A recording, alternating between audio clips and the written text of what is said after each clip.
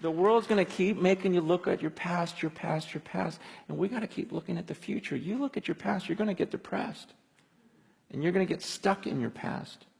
You look to your future and go, man, what is that moment going to be like? See, my actions, a lot of the things I do is because I'm thinking about my future.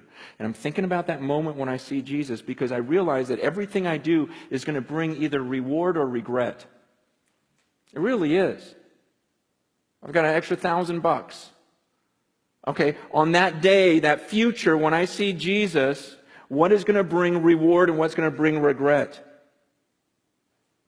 I could buy a lot of fun things for myself with that $1,000, but on that day, Paul's saying, I'm just looking at that day, going on that day, maybe I just give it to the poor, because on that day, I'll be rewarded for it, versus, yeah, I mean, we've all bought things we regret, right? You go, oh, that was a waste of money, that's a waste of money, that's a waste of money. Think about what we're going to say at the end when we stand before God. Are you going to regret the car you drove, regret the house you lived in, regret the clothes you wore, regret, just everything?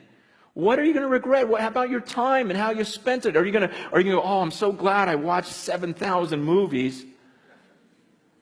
Or are you going to regret, wow, I wasted all of that time down? It's about the future. Paul's going, man, what am I going to look forward to at the end? I'm going to bring an illustration that, this is like the first illustration I did. It was 20 years ago, but I can't think of a better way to explain it. I actually didn't use a rope back then. I used remember computer paper?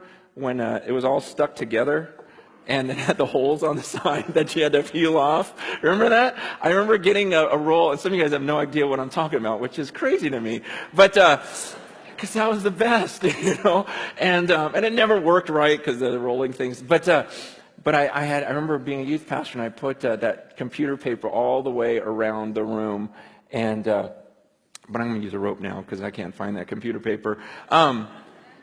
Imagine this rope, okay? Pretend this rope just goes on forever, okay? Just imagination. Pretend it goes around the world a few times. It doesn't. It ends at the rock. But let's just imagine this thing goes on forever. Now imagine that this rope is a timeline of your existence. You just exist forever. You see this red part? This would represent your time on earth. You've got a few short years here on earth, and then you've got all of eternity somewhere else. This is your existence. And what blows me away is some of you, all you think about is this red part. It's all you think about. You're consumed with this. You go, oh man, I can't wait till here. I'm going to work hard. I'm going to save so I can really enjoy this part right here. And you're consumed with that. And you're thinking, oh man, am I going to get to travel? Am I going to eat well? Am I going to do this during this part? And I'm like, are you kidding me? What about this?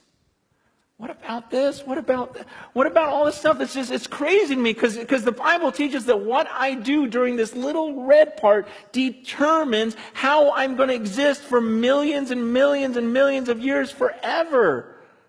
And so why would I spend this little red part trying to make myself as comfortable as possible, enjoying myself as much as I can? Paul says, look, I'm going to live my life for this mission. I'm going to spend my life, invest my life for this moment when I cross that finish line. See, I'm going to forget about all this stuff I could enjoy, and I'm not going to look around. I'm going to be like a runner, just looking at that moment when I face God, because when I face Him, then I don't get this chance over again. We get one chance at this life on earth, and it can end at any second for any of us. We've got one chance at this, and then comes eternity. And I'm not going to be fooled. I'm not going to spend my life down here. See, people look at some of my decisions and go, oh, you're so stupid because that's going to really affect this. I go, no, you're stupid because that's going to affect all of this. Man, I'm serious. I look at the way people live and I go, wow, that is so crazy. You are so crazy. You're going to do that right now, just to enjoy right now, not even knowing if you have tomorrow, and you think that's smart and that I'm dumb? It doesn't make any sense. Paul goes, I'm not going to look around at all this stuff. And it's tempting. It's tempting to all of us. That's what I'm saying. Down here, it's crazy because everyone lives that way. Everyone lives for the red part. No one's thinking about the millions of years afterwards. It's just this crazy deception that we can't get out of our minds. And Paul goes, I'm not doing that. He goes, I keep my eyes on that. I keep my eyes on that finish line, and I'm going to forget what's behind me. I'm not looking around. I'm straining. Because I'm straining forward. I'm like stretching forward for that mark. I'm going to pass this thing. I'm going to live this out. And I'm going to face him. I'm going to come before the judges, and he's going to hand me that trophy. He goes, I'm going to get it. And I haven't gotten there yet. He goes, but you better believe I'm using every muscle, exerting every bit about me, because I'm going to pass that line well.